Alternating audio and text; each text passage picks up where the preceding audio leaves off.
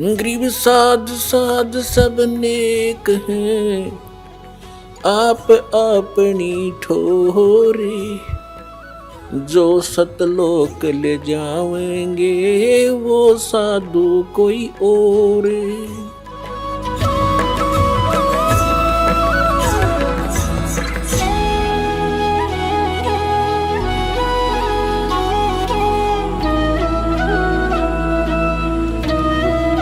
अब आपको दिखाते हैं पवित्र सदग्रंथों में। देखिएगा शिव पुराण, यह है संक्षिप्त शिव पुराण, सचित्र मोटा टाइप, केवल हिंदी, गीता प्रेस गोरखपुर से प्रकाशित।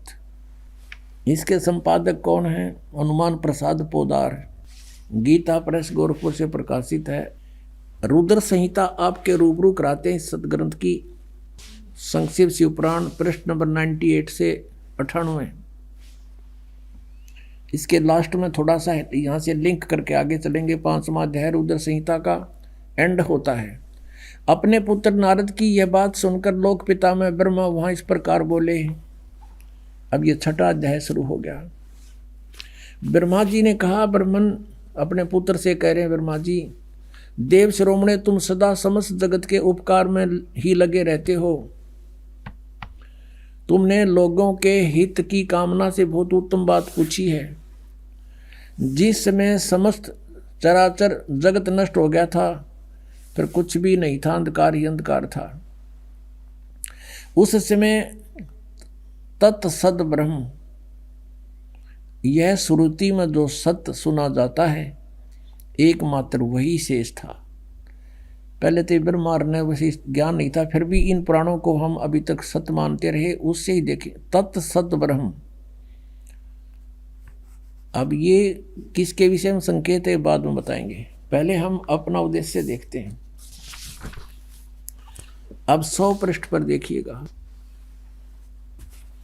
जिस परब्रह्म के विषय में ज्ञान और अज्ञान से पूर्ण, अब ब्रह्मा जी सबसे श्रेष्ठ वक्ता इस ब्रह्मांड का, और वो कहता कुछ ज्ञान कुछ झूठा कुछ सच्चा मैं बताऊं जिस मुझे पता है।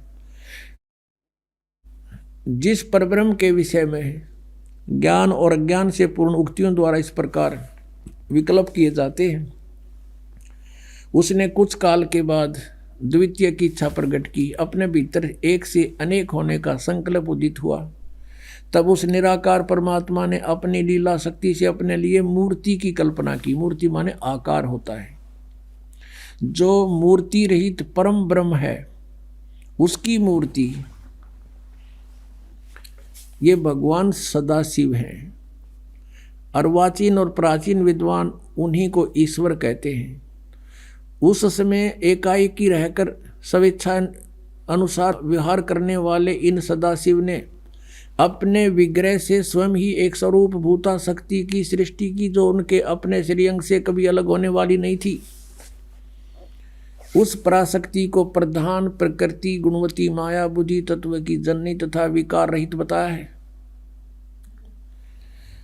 वह शक्ति अंबिका कही गई है। उसको प्रकृति, ये प्रकृति शब्द याद रखना, ये दुर्गा के लिए है। यहाँ पर गीता जी के अध्याय नंबर 14 के श्लोक 3, 4, 5 में जब आपको दास दिखाएगा ब्रह्मा विष्णु महेश की उत्पत्ति, वहाँ कोड वर्ड है। ये वहाँ दुर्गा के विषय में कहा है प्रकृति के, ये प्रकृति मेरी पत्नी है, मैं इसके पेट में बीज स्थापित करता हूँ गर्भ में, जिससे सबकी उत्पत्ति होती है। काल बोल रहा है गीता को। सर्वेश्वरी और त्रिदेव जननी, तीनों देवताओं की माता, और नित्य और मूल कारण भी कहते हैं। सदाशिव द्वारा प्रकट गई उस शक्ति की 8 भुजाएं हैं, अष्टंगी। अब मैं तुमसे कहूँ चिताई, त्रिदेवन की उत्पत्ति वाई, माँ अष्टंगी पिता निरंजन। जिसको ये सदाशिव कहते हैं ना, ये सदाशिव, ये है वो काल, वो शिव रूप धारण करके प्रकट हो जाता है अपने पुत्र का रूप बना करके। उसकी 8 भुजाएं हैं, शक्ति के 8 भुजाएं हैं। नाना प्रकार के आभूषण उसके श्रीअंगों की शोभा बढ़ाते हैं। अब प्रकृति है या प्रकृति जो सारे 8 हथियार रखती है, वो उसकी 8 भुजाएं हैं और अनेक प्रकार के अस्त्र शस्त्र धारण करती है। एकाकिनी होकर भी वह माया संयोग वसात अनेक हो जाती है। जैसे 3 रूप और बनाए थे इसने, सावित्री, लक्ष्मी और पार्वती के। जो वे सदाशिव हैं उन्हें परम पुरुष ईश्वर, शिव, शंभु और महेश्वर कहते हैं। अब यहाँ क्लियर होगा इसका। अब ये हम 101 पर आगे पढ़ते पढ़ते 101 पृष्ठ पर रुद्र संहिता, और ये 6वां 7वां अध्याय चल रहा है। वे अपने सारे अंगों पर भस्म रमाए रहते हैं। उन काल रूपी ब्रह्म ने, हो गया क्लियर, वो काल रूपी ब्रह्म है, ब्रह्मा विष्णु महेश का जो पिता है, दुर्गा का पति है। काल रूपी ब्रह्म ने एक ही समय में शक्ति के साथ, नाथ नहीं है, शक्ति के साथ शिवलोक नामक क्षेत्र का निर्माण किया था। उस उत्तम क्षेत्र को काशी कहते हैं। वे प्रिया और प्रियतम रूप, वे दोनों पति पत्नी के रूप में शक्ति और शिव, दुर्गा और ये काल रूपी ब्रह्म जो परमानंद स्वरूप है, उस मनोरथ क्षेत्र में नित्य निवास करते हैं। आगे देखो, देवर से एक समय उस आनंद वन में रमण करते हुए शिवा और शिव के, दुर्गा और काल के मन में यह इच्छा हुई कि किसी दूसरे पुरुष की भी सृष्टि करनी चाहिए, कोई संतान उत्पन्न करनी चाहिए। जिस पर यह सृष्टि संचालन का महान भार रखकर हम दोनों केवल काशी में रहकर स्वेच्छानुसार विचरें और निर्वाण धारण करें। ऐसा निश्चय करके शक्ति सहित सर्वव्यापी परमेश्वर शिव ने, काल रूपी ब्रह्म ने अपने वाम भाग के 10वें अंग पर अमृत मल दिया, यानी पति पत्नी व्यवहार किया। फिर तो वहां से एक पुरुष प्रकट हुआ, यानी पुत्र। यहां देखिएगा 102 पृष्ठ पे। अब हम यहां पढ़ेंगे, थोड़ा सा लेंगे। शिव ने कहा, उस उत्पन्न बालक से कहा, शिव ने कहा, वत्स बेटा, व्यापक होने के कारण तुम्हारा विष्णु नाम विख्यात हुआ। अब दुर्गा और काल से विष्णु का जन्म सिद्ध हुआ। अब देखिए ये 6वां अध्याय समाप्त हुआ। अब 7वें में आते हैं। ब्रह्मा जी कहते हैं देवर से, तत्पश्चात कल्याणकारी परमेश्वर सांब सदाशिव ने, यानी उस काल ने दुर्गा से संयोग करके जैसे विष्णु उत्पन्न किया, पूर्ववत प्रयत्न करके मुझे अपने दाहिने अंग से उत्पन्न कर दिया। अब पुण्यात्माओं, अब कोई शंका रही आपके कि कौन है इनका दादा, कौन है इन सब की सृष्टि, सबकी उत्पत्ति का जानकार? और परमात्मा बिना सर्वज्ञ नहीं हो सकता, सबको जानने वाला केवल कबीर इज गॉड। अब यहाँ पर 2 तो कंसेप्ट क्लियर हो गए कि विष्णु और ब्रह्मा की उत्पत्ति होगी इस काल से और दुर्गा के संयोग से, ये इनके पुत्र। अब तीसरा रह गया शिव। अब यहाँ अनुवाद करता विचलित हो गया। मूल संस्कृत पाठ में सही लिखा है, अब इसने अनुवाद करता केवल हिंदी है इसमें, इसने यहाँ गड़बड़ी कर दी। सोचा कि शिव से शिव की उत्पत्ति लिखूंगा तो मैं पागल कहूँगा, इसने वो टाल मटोल कर दी। परमात्मा कहते हैं चोर चुरावे तूंबड़ी और गाड्डे पानी में, वो गाड्डे हुआ ऊपर आओ न सच्चाई छनी ना।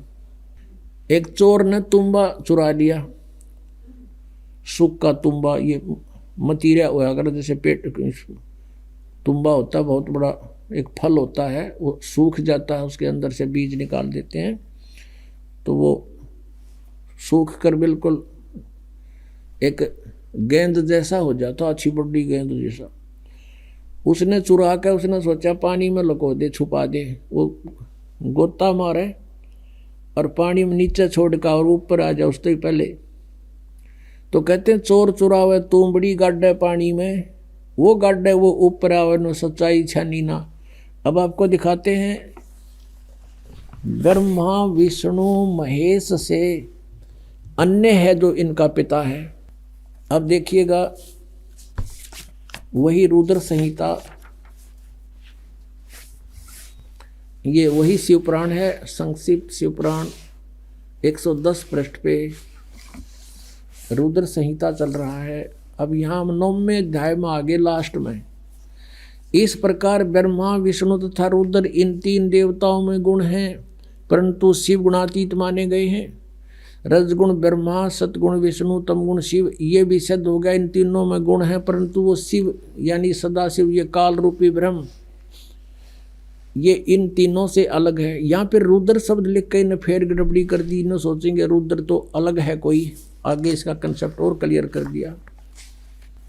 अब जैसा कि आपको रह रह कर दास ज्ञान कराता है, लेकिन आप विद्यार्थी हो, कई बार ऐसा होता है कि आप सत्संग अटेंड नहीं कर पाते, उस समय वो टॉपिक चल पड़ता है। कैसे भ्रमित हैं, कहते हैं तीन देव सो उसको ध्यावें, निरंजन का वह पार नहीं पावें। ऋषि मुनियों ने परमात्मा प्राप्ति के लिए वेदों को पढ़ा, ओम नाम को पूर्ण परमात्मा का मान लिया, ब्रह्म को सुप्रीम गॉड मान लिया, हठ योग किया, ओम नाम का जाप किया, लेकिन कुछ भी हासिल ना हुआ। तो जैसे क्या हुआ, समाधि लगाते थे, मेडिटेशन करते थे, समाधिस्थ हो जाते थे। तो ये काल कैसे छल करता है, किसी को ब्रह्मा के रूप में दर्शन दे देता है समाधि दशा में, तो वो कहता है Brahma is god, Brahma is god, Brahma ही परमात्मा है, तो छुपाए बैठे अपने आप को, मैंने समाधि में देख लिया ये तो भगवान है। अब इससे ब्रह्मा जी की प्रभुता होगी, ब्रह्मा जी के भी चौड़ी काख होगी कि मैं भगवान हूँ। उधर से ये काल क्या करता, किसी दूसरे ऋषि को विष्णु जी के रूप में दे दिया दर्शन, अपने पुत्र विष्णु के रूप में। उसने सब जगह ढिंढोरा पीट दिया कि ये खुद मालिक है, ये पूर्ण परमात्मा है, हजरो अमर है, यही सर्वशक्तिमान है, यही तीन रूप बना लेता है, ये विष्णु इज गॉड। इस बात से विष्णु जी फूल गए, आई एम गॉड। किसी को अपने पुत्र शिव के रूप में दर्शन दे दिए, तो उसने शिव जी को सर्वेश्वर बता दिया, महेश्वर मृत्युंजय कालज्ञ सर्वेश्वर बता दिया। इसी बात के भ्रम से एक बार ब्रह्मा ने कहा विष्णु जी को जा करके, मैं तेरा बाप, तू खड़ा होकर मेरा सत्कार नहीं करता। विष्णु जी कहते मैं तेरा बाप, तो मेरी नाभि कमल से उत्पन्न हुआ है। ब्रह्मा कहता मैं सारी सृष्टि का रचने वाला हूँ, तू मेरा पुत्र है। इस बात पर गुट बाज गया, दोनों का झगड़ा हो गया। तो जब काल ने ब्रह्म ने देखा कि ये तो लड़ मरेंगे, उन्होंने उसके बीच में एक पिलर खड़ा कर दिया, तेजों में स्तंभ। ये लड़ना छोड़ गए, उसकी ऊपर नीचे ढूंढने लगे, खोज करने लगे इसका एंड कहाँ है। कहीं एंड ना मिल रहा, ब्रह्मा ने झूठ बोल दी। वो तो एक लंबी कहानी हम बताते हैं। फिर क्या हुआ कि ये काल आ गया सदाशिव रूप में, अपने पुत्र के रूप में प्रकट हो गया, शिव के रूप में, और इन दोनों से कहा कि यू आर नॉट गॉड, तुम परमात्मा नहीं हो, तुम्हें भ्रम हो गया, तुम अपने आप को ईश समझते हो, इस तुम्हारी ये फड़क निकालने के लिए, भ्रम निवारण करने के लिए मैं आया हूँ। इसके लिए आपको विद संस्कृत दिखानी पड़ेगी या शिव पुराण देखिएगा। ये प्रथम भाग है शिव महापुराण, हिंदी टीका सहित। श्री शिव महापुराण विद्या अवरिधि पंडित ज्वाला प्रसाद जी मिसरकृत, हिंदी टीका सहित, खेमरा श्री कृष्णदास प्रकाशन बम्बई। इतने से अब हम इसमें थोड़ा सा लिंक देखेंगे। एक बार ब्रह्मा और विष्णु का युद्ध हो गया। अब यहाँ इसके 11 पृष्ठ पे विद्वेश्वर संहिता, विद्वेश्वर संहिता भाग 1 अध्याय 6 में नंदीकेश्वर बोले, नंदीकेश्वर यानी शिव का वाहन बताता है। इस काल रहता है इन्हीं रूप में। हे योगेंद्र, आगे एक समय विष्णु भगवान शेष सैया पर अपने गुरुडादि पार्षदों संयुक्त लक्ष्मी सहित शयन करते थे, विश्राम कर रहे थे। उस समय ब्रह्म ज्ञानियों में श्रेष्ठ ब्रह्मा जी अपनी इच्छा से वहां आए और सब प्रकार सुंदर सेज पर शयन करते हुए कमल लोचन विष्णु जी से पूछने लगे, तुम कौन हो? मुझे देखकर अभिमानी पुरुष के समान शयन करते हो, सोए पड़े हो। हे वत्स, हे बेटा, उठो, देखो मैं तुम्हारा स्वामी आया हूं। ब्रह्मा जी बोले, बेटा खड़ा हो, देख मैं तेरा स्वामी आया हूं। आए हुए गुरु को देखकर जो अभिमान करता है, उस द्रोही मूर्ख का प्रायश्चित होना उचित है। यह सुनकर विष्णु जी के अंतर में तो क्रोध हुआ। ऊपर अंदर तो छो उठा पर ऊपर ना दिखाया तुरंत बाहर, परंतु बाहर से शांत रहे और बोले बेटा, बोले वत्स तुम्हारा मंगल हो, बैठो इस आसन पर विराजो। इस समय तुम्हारा नेत्र कुटिल और मुख बांका क्यों हो गया? क्योंकि छो मारे गुस्सा हो रहा था ब्रह्मा को। ब्रह्मा जी बोले वत्स विष्णु, ये बेटा विष्णु, तुमको समय के प्रभाव से अभिमान है। हे पुत्र, मैं तुम्हारा रक्षक और जगत का पिता मैं हूँ। विष्णु जी बोले ये तो सब जगत मुझ में स्थित है, तुम चोर के समान किस प्रकार अपना कहते हो? तुम मेरी नाभि कमल से उत्पन्न हुए हो, इससे मेरे पुत्र हो, मुझे पुत्र कहना वृथा है। नंदीकेश्वर बोले इस प्रकार ब्रह्मा विष्णु दोनों ही रजोगुण से मुग्ध होकर विवाद करने लगे। मैं श्रेष्ठ हूँ, मैं स्वामी हूँ, ऐसा कहकर एक दूसरे को मारने की इच्छा से युद्ध कर में उत्सुक हुए। और तब संपूर्ण देवता विमान में बैठकर उस महा अद्भुत युद्ध को देखने को चले आए और आकाश से उनके ऊपर फूल बरसाने लगे। वाह रे देवताओं, जैसे जोटे बढ़ा करें गाँव में, जैसे दो लड़ रहे हैं और देवता न्यू के शाबाश बहुत अच्छा कर दो काम और फूल बरसावें। ये देवताओं के लक्षण है। इनको बीच में आना चाहिए था और हाथ पैर जोड़ कर उनको छुटवाना चाहिए था कि तुम लड़ोगे तो हमारा क्या होगा। हर देवता ने होगा ऊपर तो फूल बरसावें, शाबाश मरो कटके। तो यह पंचायत तो पहले तो बिगड़ रही है, को नई को नहीं बिगड़ी भैया। ये वहीं से देवताओं के लक्षण तो हम हमारे जैसे यहाँ इस पृथ्वी लोक के फिर क्या होगा, ये तो सोचने की बात है। अंडरस्टूड है हम किसे होंगे फिर। अब इनका झगड़ा हो गया, फिर बीच में अब शॉर्टकट में बताऊंगा, ये थोड़ा सा दिखाना जरूरी था। जिनको हम पूजा करते उनकी बुद्धि कितनी थी। जिनको हम सर्वेश्वर महेश्वर और भगवान मान्या करते वो चौथी कक्षा के बच्चों जैसे नेचर के थे। चौथी तीसरी कक्षा के बालक झगड़ते हैं। अध्यापक पूछता है क्यों झगड़ रहे थे बच्चों? वो कहता जी ये नो बोला मैं तेरा बाप। दूसरा कहता कि नहीं जी पहले यूँ बोला मैं तेरा बाप, इसलिए एक दूसरे की गिरबान पकड़ रहे, लाल मोहरा झगड़ रहे। तो हमारे भगवान जिनको हम परमात्मा सुप्रीम पावर मानना करते हुए बड़े उनकी बुद्धि उन चौथी कक्षा जैसे बच्चों के जैसा स्वभाव था इनका। ये आपके समक्ष दास अपनी तरफ से नहीं कह रहा कि इन आचरणों को देखकर हम पहचानेंगे हु इज गॉड, कौन है वो परमात्मा। अब आगे क्या हुआ, फिर ये काल आ गया अपने पुत्र शिव जी के रूप धारण का। इसने प्रतिज्ञा कर रखी है कि मैं अपने वास्तविक रूप में कभी किसी को दर्शन नहीं दूंगा। इसने प्रतिज्ञा कर रखी है, कसम खा रखी है। इसलिए ये ऐसे कभी विष्णु के रूप में किसी को दर्शन दे देता है। जो विष्णु की पूजा करता है, शिव की पूजा करता है, शिव के रूप में दर्शन दे देता है। वास्तविक रूप में आया था यो महाभारत के युद्ध में, जब उस अर्जुन जैसा योद्धा भी देख कर इसकी शक्ल ने कांप गया था। वो था इसका असली रूप। और कहता मैं काल हूँ, सबको खाने के लिए आया हूँ। और अर्जुन ने करबद्ध होकर कहा था भगवान आप अपने उसी चतुर्भुज रूप में आ जाओ, अब मुझसे ये देखा नहीं जाता। कलजा फट गया उसका। अब ये आ गया वहाँ पर शिव रूप में, इन दोनों के बीच में वो पिल्लर ठोक दिया, आके खड़ा हो गया और कहता कि मैं तुम्हारी बुद्धि ठिकाने करने आया हूँ। तुमने अपने आप को भगवान मान रखा, यू आर नॉट गॉड। ये देखिएगा। अब ये है पृष्ठ नंबर 17 पे, पहले हमने 11 पर पढ़ा था। विद्वेश्वर संहिता अध्याय 9। उन दोनों की अज्ञानता और वैर को दूर करने के अर्थ दोनों से कहा। किसने? उस सदा काल रूपी ब्रह्म ने, सदा शिव जिसको कहते हैं, इनके पिता ने क्या कहा? मेरे सकल और निष्कल भेद से दो रूप हैं, परंतु और ईश्वर नहीं। इस कारण से उनके दो रूप नहीं हो सकते।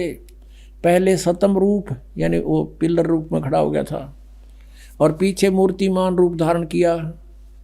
इसमें ब्रह्म निष्कल है और ईश्वर रूप सगुण है। यह मेरे दोनों रूप सिद्ध हैं, दूसरे किसी के नहीं। और देखो कमाल करते नहीं हो सकते। इस कारण तुम दोनों को अथवा दूसरों को ईश्वरत्व की प्राप्ति नहीं हो सकती। तुमने जो अज्ञानता से अपने को ईश यानी भगवान मान लिया, ये बड़ा ही अद्भुत हुआ। उसको दूर करने को ही मैं रण स्थान में आया। तुमने जो अज्ञान से ब्रह्मा और विष्णु को कह रहे हैं, उनके पिता ये काल, अपने को ईश मान लिया। तुम ईश नहीं हो, यू आर नॉट गॉड। ये बड़ा ही अद्भुत हुआ। उसके दूर करने को ही मरण स्थान में आया। अब तुम अपना अभिमान त्याग कर मुझ ईश्वर में अपनी बुद्धि लगाओ। मेरे ही प्रसाद से लोक में सब अर्थ प्रकाश करते हैं। अब देखो ये स्पष्ट करता है, मैं ही परब्रह्म हूं। अब ये मूर्ख बनाने की चेष्टा कर रहा है। मैं ही परब्रह्म हूं, मेरा ही सकल कल अकल रूप है। ब्रह्म होने से मैं ईश्वर हूँ। अनुग्रह आदि कि मेरा कर्तव्य है। सर्वव्यापी होने से मैं जगत के वर्धक होने से मैं ब्रह्म हूँ। हे ब्रह्म केशव, समत्व और व्यापकत्व होने से मैं आत्मा हूँ। मैं इस सब का ईश हूँ। यह मेरा है, मेरे अतिरिक्त मेरे सिवाय किसी दूसरे का नहीं है। प्रथम तो ब्रह्म तत्व के ज्ञान के निमित्त निष्कल ब्रह्म का परार दूर भार हुआ। अब हम अगले पृष्ठ पर देखते हैं, 18 पृष्ठ पे। अब यहाँ देखिएगा नीचे, हे पुत्रों। अब ये काल कह रहा अपने दोनों पुत्र ब्रह्मा और विष्णु को, हे पुत्रों, यह कृत आपने तप से प्राप्त किए हैं। कौन से कृत, कौन सी जॉब? उत्पत्ति और सतिथि सृष्टि। देखो, हे पुत्रों, यह कृत आपने तप से प्राप्त किए हैं, जो कि सृष्टि, उत्पत्ति और पालन कहता है। 100 मैंने प्रसन्न होकर तुम्हें दिए हैं। इसी प्रकार दूसरे दो कृत। अब देखो सारा कंसेप्ट क्लियर हो गया। अब वक्ता है ये काल और कहते हैं दो कृत और रुद्र और महेश को प्रदान किए हैं। अब दो तो ऊपर हो गए पुत्रों, दो तो ये ऊपर थे और अब ये दो ये हो गए रुद्र और महेश। इनसे अलग है यो बोलने वाला इनका पिता।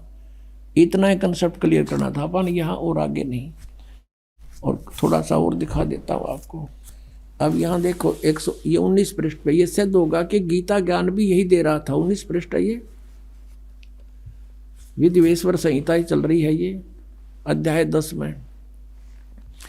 अब यहाँ ये बता रहा है, हे सौम्य, मेरे ज्ञान से विमुख होने से तुम्हें अज्ञानता आ गई। मेरा ज्ञान होने से ऐसा नहीं होता। ज्ञान और रूप महेश के तुल्य हो जाता।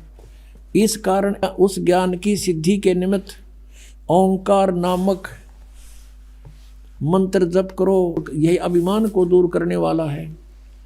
सोई निज मंत्र उपदेश करते हैं। ये ओंकार मेरे मुख से उत्पन्न होने से मेरे ही रूप का बोधक है। यानी ओम मंत्र कहता मेरा है, महामंगल करने वाला है।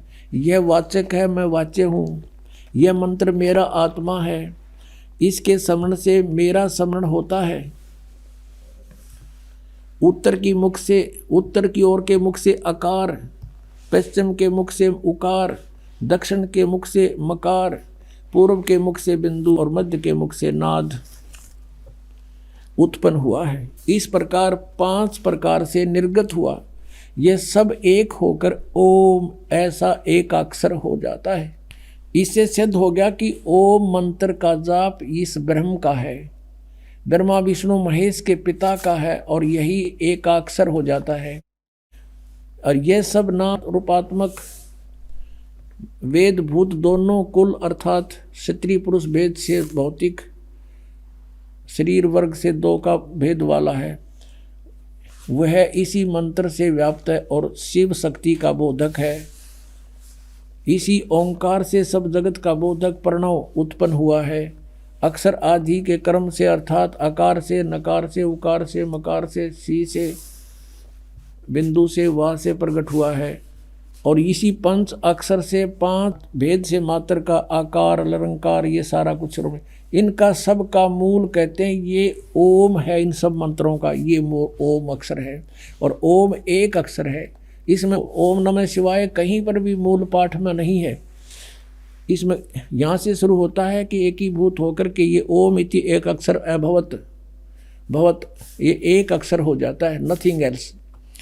अब यहाँ जो ओम एक अक्षर है, गीता जी अध्याय नंबर 8 के श्रीमद् भगवद गीता अध्याय नंबर 8 के श्लोक नंबर 13 में कहा कि ओम इति एकाक्षरम ब्रह्म व्यवहारन माम अनुसमरण ये प्रयाति तदंदेहम सयाति परमाम गतिम।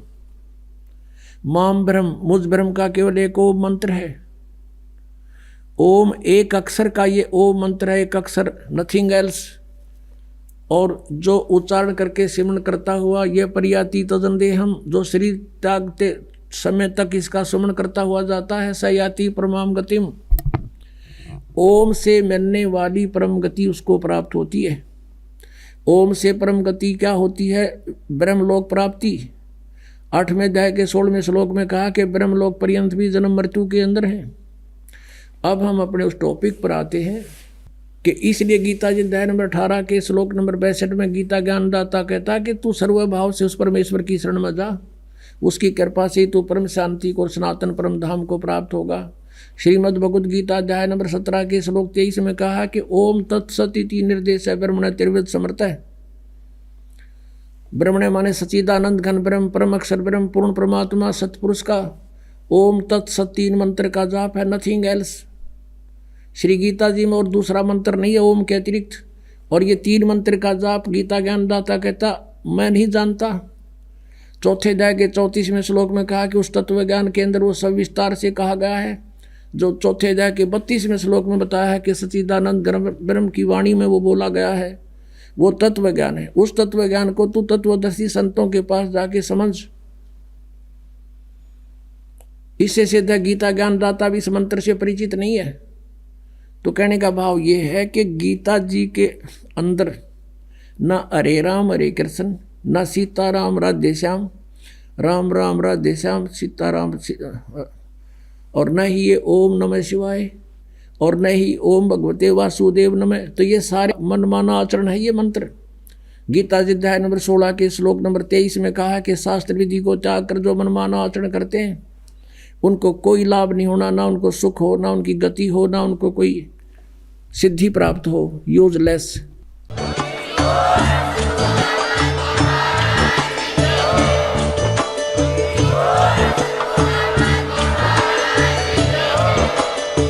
सुन रहे थे जगत गुरु तत्वदर्शी संत रामपाल जी महाराज जी के मंगल प्रवचन। अधिक जानकारी के लिए विजिट कीजिए हमारी वेबसाइट www.jagatgururampalji.org। संत रामपाल जी महाराज जी के शुभ आशीर्वाद से पूरे विश्व भर में 500 से भी ज्यादा नाम दीक्षा केंद्र हैं, जिन पर संत रामपाल जी महाराज जी द्वारा ऑनलाइन निशुल्क नाम दीक्षा दी जा रही है। अपने नजदीकी नाम दीक्षा केंद्र का पता करने के लिए संपर्क करें 8222880541।